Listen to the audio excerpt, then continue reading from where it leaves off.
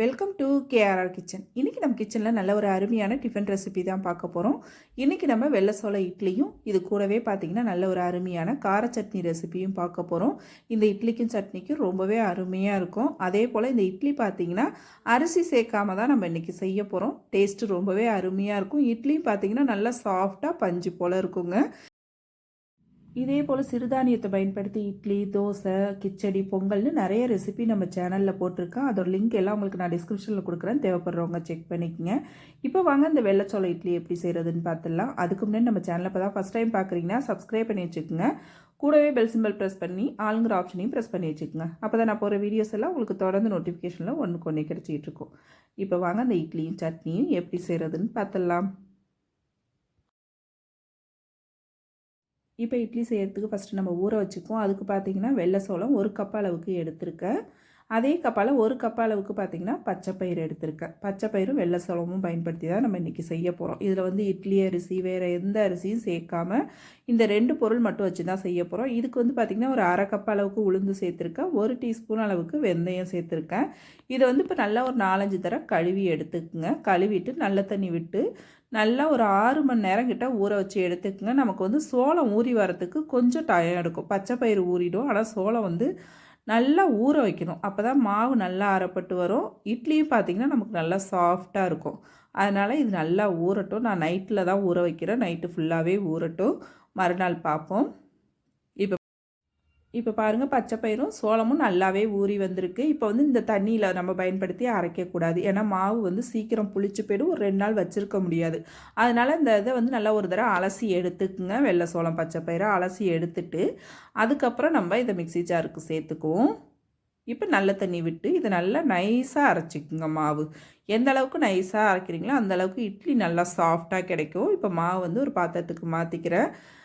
அதே போல் இது அரைக்கும் போது பார்த்திங்கன்னா இந்த மாவுக்கு தேவையான அளவு உப்பு சேர்த்து அரைச்சிக்கிறேன். தண்ணி கொஞ்சமாக சேர்த்துக்கிறேன். மாவு புளிச்சதுக்கப்புறம் பார்த்துக்கிட்டு நம்ம தேவையான தண்ணி சேர்த்துக்கலாம். இப்போ மாவு நல்லா கரைச்சி வச்சுட்டேன். இது வந்து பார்த்திங்கன்னா சீக்கிரமாகவே புளிச்சு வந்துடும்.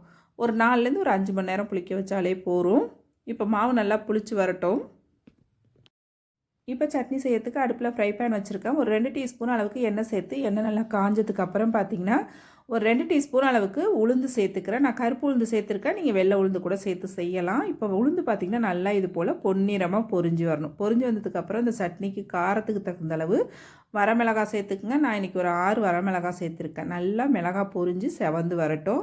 வந்ததுக்கப்புறம் பார்த்திங்கன்னா ஒரு 10 பூண்டு பல், ஒரு 10-15 சின்ன வெங்காயம், ஒரு பெரிய வெங்காயம் கட் பண்ணி வச்சுருக்கேன், அதை இதில் சேர்த்துக்கிறேன்.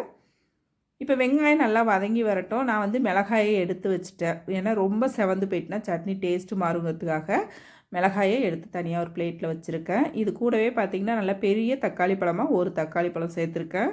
இப்போ வெங்காயம் தக்காளி பழம் எல்லாம் நல்லா வதங்கி வரட்டும். இந்த சட்னி பார்த்திங்கன்னா டேஸ்ட்டு ரொம்பவே அருமையாக இருக்குங்க. எல்லா வகையான இட்லி தோசைக்கும் ரொம்ப சூப்பராக இருக்கும் இந்த சட்னி. மிஸ் பண்ணாமல் ட்ரை பண்ணி பாருங்கள். இப்போ வெங்காயம் தக்காளி பழம் வதங்கினதுக்கப்புறம் ஒரு 1/2 கைப்பிடி அளவுக்கு புதினா, 1/2 கைப்பிடி அளவுக்கு கொத்தமல்லி சேர்த்துருக்கேன். ஒரு கொத்து அளவுக்கு கருவேப்பிலை சேர்த்து இது நல்லா ஒரு 2 செகண்ட் வதக்கி விடுங்க. நல்லா அந்த புதினாவும் கொத்தமல்லியும் லைட்டாக சுருங்கி வரணும். ரொம்ப நாளையும் வதக்கக்கூடாது. லைட்டாக சுருங்கி இந்த அளவு வதங்கி வந்தால் போதும். இப்போ இந்த ஸ்டேஜில் வந்து பார்த்திங்கன்னா அடுப்பை ஆஃப் பண்ணிவிடுங்க. நல்லா ஆற வச்சு எடுத்துக்குவோம். அதுக்கப்புறம் சட்னி எப்படி அரைக்கிறதுன்னு பார்ப்போம். இப்போ எல்லா பொருளும் ஆறினதுக்கு அப்புறம் மிக்ஸி ஜாருக்கு மாற்றிக்கிறேன். இப்போ எல்லா பொருளையும் மிக்ஸி ஜாருக்கு மாற்றினதுக்கு அப்புறம் பார்த்திங்கன்னா ஒரு 3 டேபிள் ஸ்பூன் அளவுக்கு தேங்காய் துருவல் எடுத்து வச்சுருக்கேன், அதை இதில் சேர்த்துக்கிறேன். சட்னிக்கு தேவையான அளவு உப்பு சேர்த்துக்கிறேன். கொஞ்சமாக தண்ணி விட்டு இந்த சட்னியை நல்லா நைஸாக அரைச்சி எடுத்துக்குவோம். இப்போ சட்னி அரைச்சதுக்கப்புறம் பார்த்திங்கன்னா ஒரு பாத்திரத்துக்கு மாற்றிருக்கேன். இது கூடவே கொஞ்சமாக தண்ணியும் கழுவி சேர்த்துக்கிறேன். நல்லா ஒரு தடவை கலந்து விட்டுருங்க. கலந்து விட்டு இதுக்கு தாளிப்பு பார்த்திங்கன்னா கடுகு, உளுந்து, கருவேப்பிலை, கொஞ்சம் பெருங்காயத்தூள் சேர்த்து தாளிப்பு ரெடி பண்ணியிருக்கேன். அதையும் சேர்த்து நல்லா கலந்து விட்டுக்கிறேன். சட்னியோட பக்குவம் பார்த்திங்கன்னா இந்த அளவு இருந்துச்சுன்னா கரெக்டாக இருக்கும் தொட்டுக்கிட்டு சாப்பிட்றதுக்கு. அவ்வளோதான், தாளிப்பு சேர்த்து கலந்து விட்டோம்னா நம்மளோட சட்னி ரொம்ப சூப்பராக அருமையாக ரெடி ஆகிடுச்சிங்க. கார சட்னி நல்லா அந்த புதினா கொத்தமல்லி வாசனையோடு ரொம்ப அருமையாக இருக்கும். கண்டிப்பாக மிஸ் பண்ணாமல் ட்ரை பண்ணி பாருங்கள். இப்போ சட்னி ரெடி ஆகிடுச்சு. அடுத்து நம்ம இட்லி ஊற்றி வச்சுக்குவோம். மாவு பார்த்திங்கன்னா நல்லா ஒரு 4 மணி நேரம் தாங்க ஆணுச்சு. வெயில் அதிகமாக இருக்கிறதுனால நமக்கு மாவு நல்லா சீக்கிரமாகவே புளிச்சு வந்துருச்சு. மாவு நல்லா கலந்து விட்டுக்கிறேன். உங்களுக்கு பார்க்கும் போதே தெரியும் எந்த அளவுக்கு நல்லா புளிச்சு வந்திருக்கு பாருங்கள்.